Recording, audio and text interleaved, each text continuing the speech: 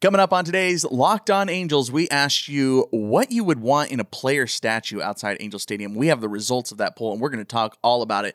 Plus, we're going to check in on the Angels farm system real quick and wrap it up with some more Hispanic Heritage Month goodness. That's all coming up right now on Locked On Angels.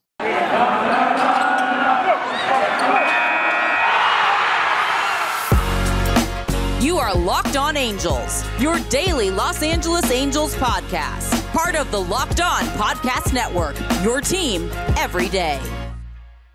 Welcome to Locked On Angels, part of the Locked On Podcast Network, your team every day. And hey, thank you for making Locked On Angels your first listen of the day every single day, especially in the offseason. I'm Steve Granado. You can shoot me a follow on Twitter at Steve Granado, Granado. Excited for today's episode. We're going to talk a little bit about, again, the poll results on that we did this whole week, talking about the Angel Stadium player statue potential, what you would want, and we're going to compare a little bit of it. Before we dive into that here, however, don't forget to check out my merch. It's available now on Redbubble. My brand 27 just launched very recently. Go grab yourself a t-shirt, a sweater, or one of those sweet Just the Halo stickers. That's my favorite one right now. Go order those Just the Halo stickers right now. They're available. They'll get to you fairly quick, and they're reasonably priced. Support my local brand, and hey, show off your Angels pride. I think they're pretty cool stuff, so go check it out. And again, it's always linked in the show notes and the episode description here on YouTube. And in case you are an audio listener, don't forget we do have our YouTube channel now up and running in case you want to check us out and see my face for some reason. Hello, everybody on television land. Okay, let's go ahead and get into this here a little bit. So in case you missed what I'm talking about, we asked on Twitter a couple of days ago, and we have the results of this poll now. We asked Angels fans, if Angels were to put one player statue outside Angel Stadium, who would you want? This does not include current players, which some people did. Follow directions, folks. Okay, so the options were Vlad Guerrero, Tim Salmon, Chuck Finley, and Nolan Ryan. The winner ended up being Tim Salmon. So Tim Salmon was the number one overall selection by Angels fans, followed fairly closely there by about 10% by Vlad Guerrero. So pretty close race there at the top. I thought it would have been reversed. I thought fans would have wanted Vlad Guerrero more than Tim Salmon. But hey, it's a pretty close margin. And this I want to spur a conversation out of. Let's talk about these two guys and compare them. For my money, I wanted Vlad Guerrero. That's no knock on Tim Salmon or any of the other candidates that I put up there, and any of the other ones that people recommended. You know, I got a lot of Rod Carews. I even got a Bobby Grich, some guys. And you know, this kind of all comes with a caveat. Well, a few caveats. One, I have no control over if this ever happened. If the Angels ever did something like this, it has nothing to do with me. I have no say in that. But also that, you know, Trout is going to be there. Like, if they're ever going to do anything like that, it would be Trout probably first. So there's that caveat. Also, another caveat, they would have to retire Tim Salmon's number at least first, or if not simultaneously, with a statue unveiling of that kind of situation. So that, yeah, there's something there. So, okay, anyway. And they also have to figure out the number 27. What do you do with that number 27? Do we do like a reverse Kobe and retire one number for two people? I don't know, but that something's going to happen with that number 27 because you have two Hall of Famers who have worn it. Okay, let's discuss Vlad and Tim here today. Let's start with Tim Salmon. This, for newer Angels fans, that's where we're trying to welcome in newer Angels fans. So hello. For all our Shohei Ohtani fans that are jumping over, I know we got a big load of those and didn't catch the Tim Salmon era.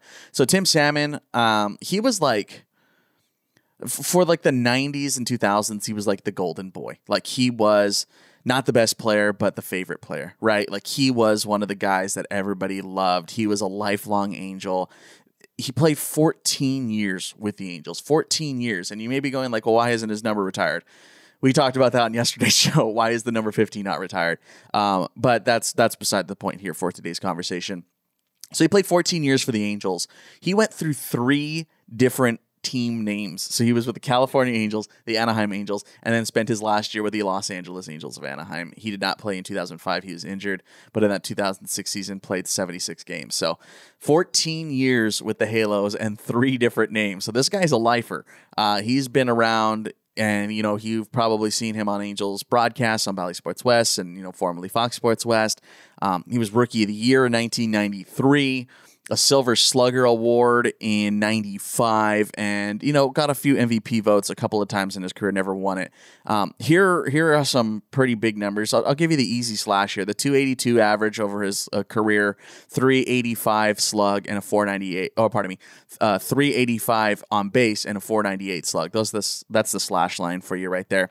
He was for a very long time the Angels leader in home runs, 299, until some guy named Mike Trout took over that last year. But here's a deeper number for you. Second highest offensive WAR in franchise history. Second highest offensive WAR in franchise history, behind Trout's, obviously. But that's where we're coming at here with Tim Salmon. He was a lifer. He is an Angel, and that's why he's nicknamed Mr. Angel. He has the second most games played in Angels franchise history, 1,672. Take a wild guess who actually has number one. I was actually kind of shocked at this. Garrett Anderson actually has the most games played in Angels history. 2013 games he played with the Halos. That's pretty wild. And he's also second in hits all time behind Garrett Anderson. When it's all said and done, it'll be Trouty, we know. But right now, second all time in hits, 1,674 behind Garrett Anderson as well. So that's the case for Tim Salmon. Lifelong Angel without a doubt. Hall of Famer? No, we already know that that's not the case. But lifelong Angel. I mean, he was a big deal for this franchise, and is still around. He has dedicated his, adult life to the Angels. And, I know he's good with fans. I've actually met him. Oh my gosh, I'm just remembering this right now.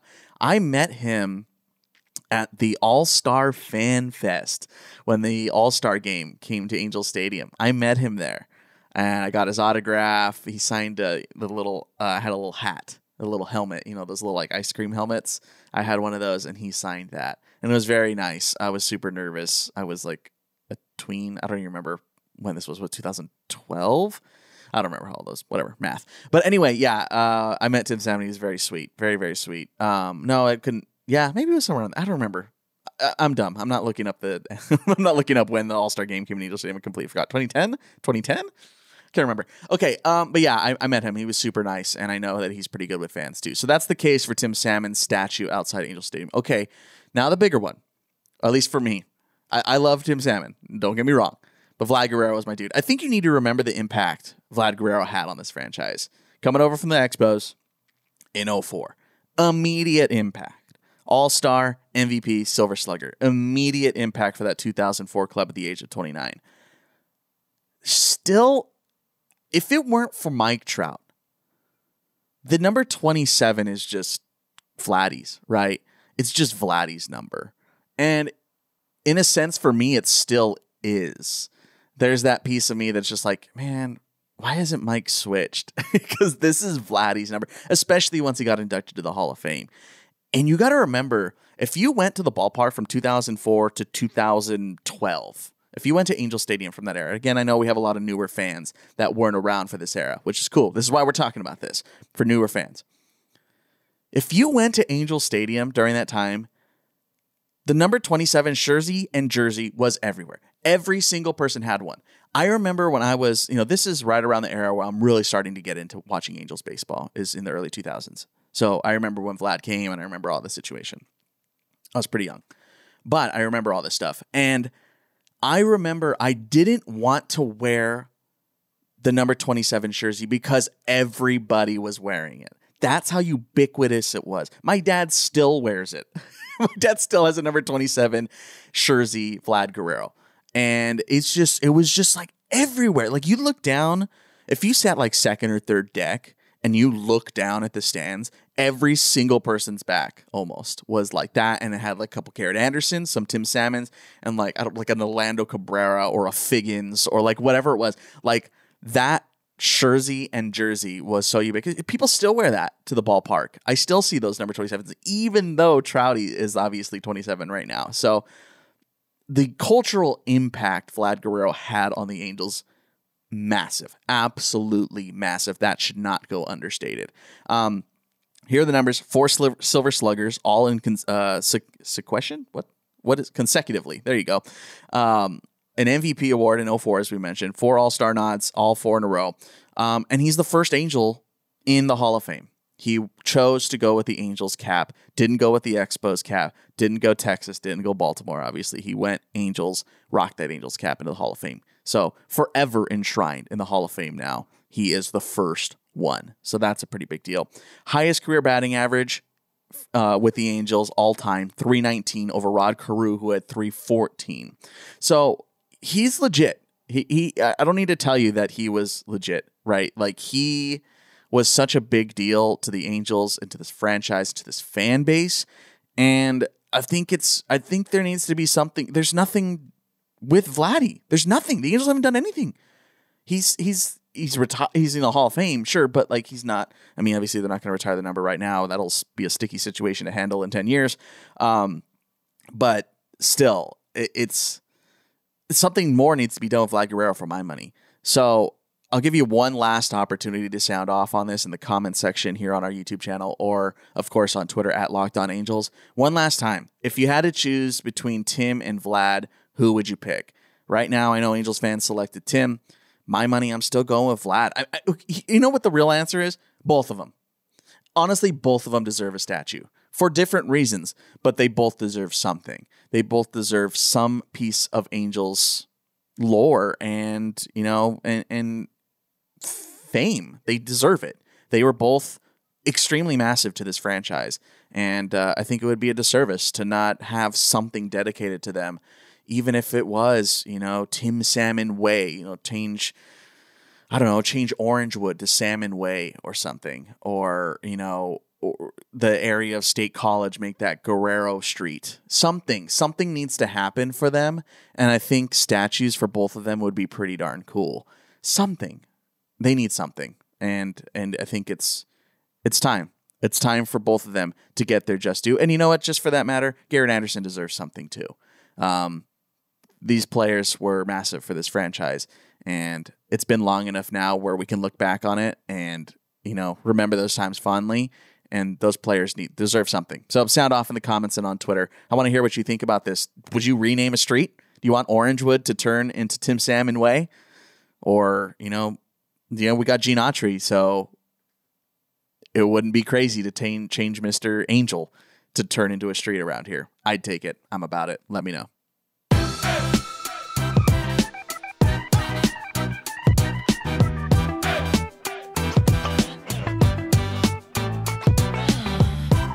All right, coming up next, we're going to check in on our minor league system real quick and see what's going on. We haven't really had a chance to talk about minor league stuff yet, so let's talk about it here. Some, postseason awards kind of stuff. We're going to talk about that right here. But before we get to that, this episode is brought to you by Rock Auto. With the ever-increasing numbers of makes and models, it's now impossible for your local chain auto parts store to stock all the parts that you would ever need. Why would you endure pointless questioning or intimidating questioning, like asking what exact model your car is, and then you wait, and you don't know, and then the person behind the counter is typing on the computer and you're just kind of sitting there awkwardly, and then they choose brands that you don't like.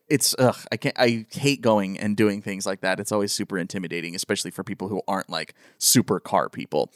You have computers with access to rockauto.com in your pocket. Why not? You can save time and money. And when you use Rock Auto, why would you choose to spend 30, 50, or even 100% more for the same parts?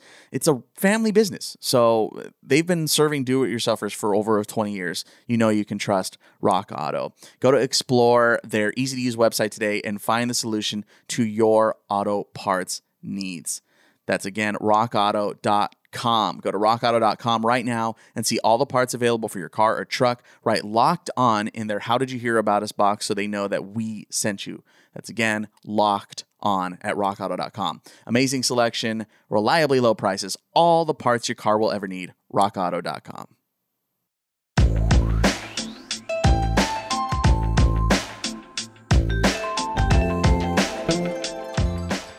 All right, sweet. Back here with Locked On Angels. Let's talk a little bit about what happened in the minor leagues this year.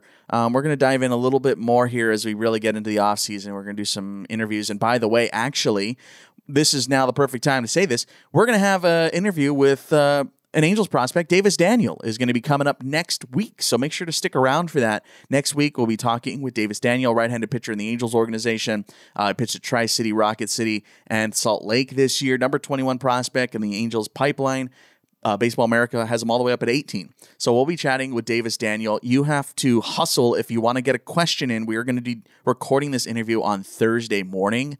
So if you're watching this on Thursday morning when this airs or listening to this, you got to hustle and get your questions for Davis Daniel. I will be recording that interview with him at 10 a.m. on Thursday. It'll release next week, next Monday, our Davis Daniel interview. So super cool. Our first interview for the show, at least with my run. So I'm very excited to talk with Davis. Again, hustle if you want to get your questions in. You got to do it right now because, again, 10 a.m. on Thursday Pacific time, I will be interviewing him. So hustle up. Anyway, that's coming up on Monday. Okay, let's talk a little bit about the postseason awards. We'll start at the top and work our way down a little bit here. Jo Adell, if you missed this, was the AAA West Top Prospect of the Year. This award given out from minor league baseball. He played 73 games with the Bees, obviously got called up with the Halos later on in the year and spent the majority of the time there in the latter part of the season with the Angels until he got hurt. But yeah, this is a new award, quote unquote. They always hand out their top prospects of, every division and league and that kind of thing. But this name, the AAA West name. So there you go. Jo Adell, first AAA West top prospect of the year ever. We'll see if minor league baseball continues with those names. I don't like them, to be fair. I don't like them. But Jo Adell, congratulations. He did end up winning this award. Here are the MILB stats this year. He had 311 at-bats this season, batted .289, OPS 934, 23 bombs, 69 ribbies, and he stole 8 bases in 311 at-bats against 73 games. He had a pretty darn good year. Jo Adell, the AAA West top prospect of the year, in case you missed that. More things you may have missed, kind of lost in the shuffle here at the end of the season. Reed Detmers was the Angels' top pitching prospect of the year. Remember, obviously, he did make his way all the way to Major League Baseball in his first year of Pro Ball. Don't forget, this was his first year of Pro Ball, and he made it all the way to the majors already. The numbers weren't absolutely incredible, but there were flashes of Reed Detmers that we saw, and I'm excited to what we're going to get out of this kid here, especially in 2022. Pitched 62 innings in AA this year with Rocket City, had a 42% strikeout rate. 42% strikeout rate in 62 innings. He only walked 7.4%, and he held hitters to a .220 average. So Reed Detmers had a pretty darn good year. He was the top pitching prospect of the year. Alongside him, the top Angels hitting prospect was named Jeremiah Jackson. Here are the numbers for him: a 548 slugging. Yes, 548 slugging. He was injured this year. Only 218 plate appearances, but even then he was able to do some ridiculous damage. 10 bombs, 906 OPS, 13 steals, and 50 ribbies. Great year for Jeremiah Jackson. Very excited to see what the Angels get out of him here in the future, maybe in 2 years or so. He is, if I'm not mistaken, I'm going off the top here, I believe he is actually playing out in the Fall League this year, I believe, if I'm correct on that one. Correct me if I'm wrong. But, he's going to get some more at-bats and stuff, and then we'll hopefully see a full season out of him next year and what he can do next year. Very exciting. One more thing I wanted to get here on the minor league side of things. I'm going to leak something here in the episode description, and of course the episode description here on YouTube and on our audio side. WHNT, a news station in Huntsville, did a story on an Angels minor leaguer, Orlando Martinez, Baseball America's number 10 in the Angels system. It was pretty cool. It was a Hispanic Heritage Month segment, and you should definitely check it out. Again, it's linked. It's like a 3-minute video. They did a little interview here with Orlando Martinez talking about his upbringing and his, he defected from Cuba and all that kind of stuff. It's a pretty cool interview. They did a really good job. They talked in his native tongue, which was sweet, and to hear him, be able to get comfortable and speak in his native tongue. So they did a really good job. I think it was Yvette Martinez Sanchez. I can't remember the reporter's name, but it's all linked. She did a really great job. WHNT in Huntsville. Great work for that interview and that little story. So go check that out. It's in the episode description. And hey, that's a perfect segue for our last segment, which is going to be a Hispanic Heritage Month history lesson. So we're going to talk about that here in just a second.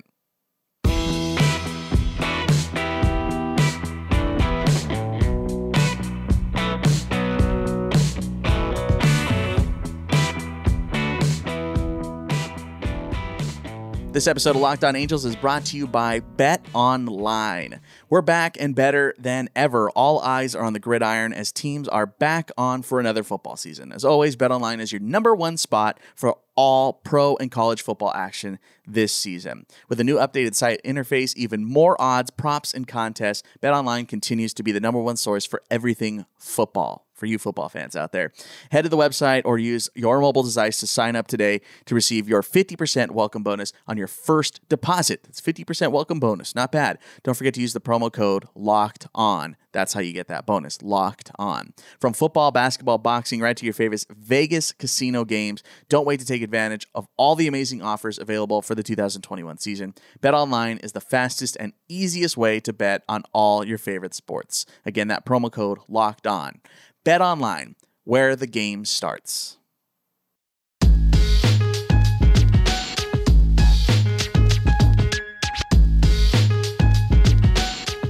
All right, final segment here on today's Locked On Angels. We're going to do another Hispanic Heritage Month. This might be our last one. Hispanic Heritage Month ends on October the 15th. In case you're wondering, by the way, why it runs in the middle of the month, initially was Hispanic Heritage week, I believe. It was either day or week. I can't remember exactly. But a lot of Latin countries, Independence Day is in the middle of the month of September, September 15th, which is, a bunch of them have that Independence Day. So that's how it got started. Then it got expanded to a month. So if you're ever curious, why is it September 15th to October 15th, such a random way? That's why, is because it initially was something else and then they changed it to a full month. So there you go. That has nothing to do with what I'm talking about today. What I'm going to talk about today, I want to talk about Sandy Alomar Sr., middle infielder from Salinas, Puerto Rico, the Iron Pony. You obviously probably know the name Sandy Alomar Jr., a Cleveland great. This is his dad. This is Sandy Alomar Sr. And I honestly didn't know this because, hey, why would I? Was not alive. He played for the Angels. Sandy Alomar Sr. played for the Angels. 6 years with the Halos from 1969 to 1974, a 15-year major leaguer. The Angels got him in a trade with the White Sox for a fan favorite at the time, Bobby Knopp, a Gold Glover, a couple of years Gold Glover with the Angels. They traded Bobby Knopp to the White Sox for Sandy Alomar Sr., and then the Yankees ended up buying him in 74. So 1969 to 1974, one of the earlier eras of Angels baseball here in Anaheim, the California Angels at the time.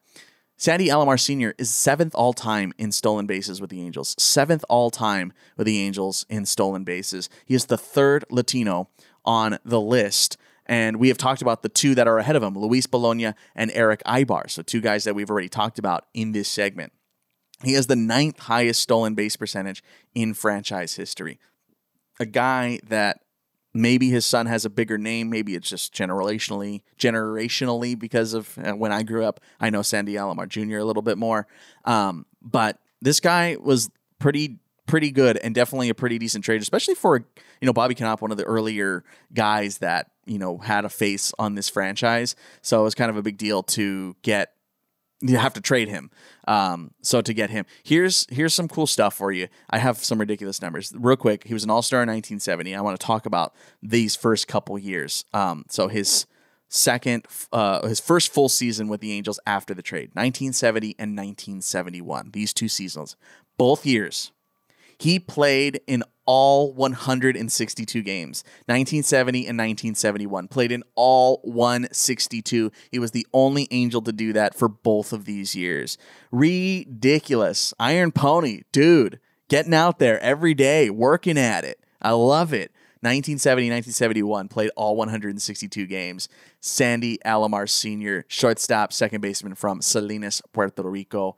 Love it. A guy that I honestly didn't know. These are some of the things you miss, man. I was born 20 years later, so sorry I missed this one. Sandy Alomar Sr., very cool. Your Hispanic Heritage Month player of the day, and maybe our last one. We'll see if we have enough time for tomorrow. But yeah, that's been a lot of fun. I'm really excited that we've been able to share some of this information with you guys.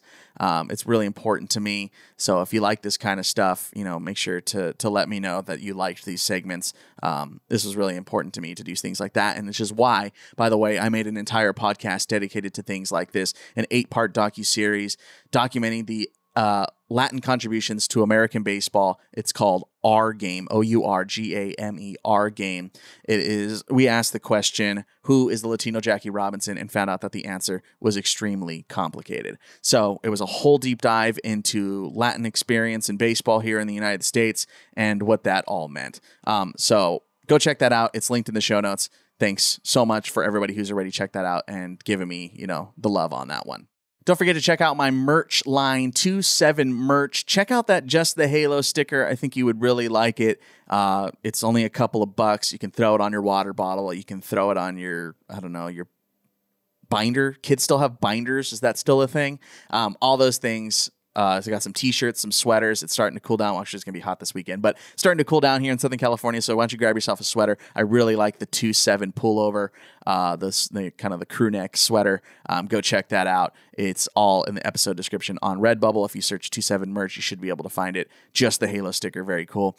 Don't forget to give us a voicemail. Call us 714-409-6396. I want your food and drink recommendations around Angels Stadium. Where do you go before a game? Where do you go after a game? Where do you eat? What do you drink? Tell me all about your experience around Angel Stadium this past year and where you want to go in the future. We're going to be highlighting local restaurants and breweries next week, likely. Don't forget to check out my other podcast if you want something completely different and you want to unwind from the craziness of our world. I have a movie podcast called Movies I Should Have Watched. My best friend Alex and I are watching movies that we missed, and we are reviewing them to see if they hold up in 2021. We just did Friday the 13th. That episode released yesterday. We're doing Halloween movies this month, and we just watched the original Friday the 13th with Jason. Ooh, Jason. So yeah, we watched that, see if it held up. Kevin Bacon's in that movie, by the way. Did you know that? Kind of crazy. Go check that out. It's in the episode description, of course. Don't forget to check out my Twitter account at Steve Granado. Shoot me a follow at Steve Granado, Granado, and of course at Locked On Angels to always participate in our polls that we talk about. We like doing a lot of polls over there to get Angels fans' perspective. So go check that out over on Twitter. I want to thank you for making Locked On Angels your first listen of the day. Now for your second listen, go listen to Locked On MLB. You're going to have to get ready for the championship series, so you might as well go listen to Locked On MLB with Paul Francis Sullivan, bringing you his unique perspective to the major leagues past and present. It's free and available on all platforms.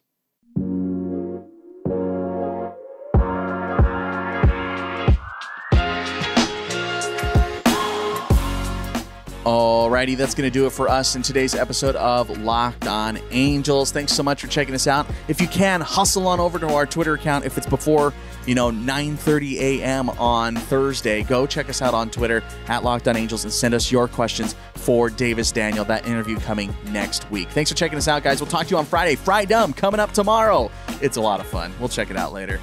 Later.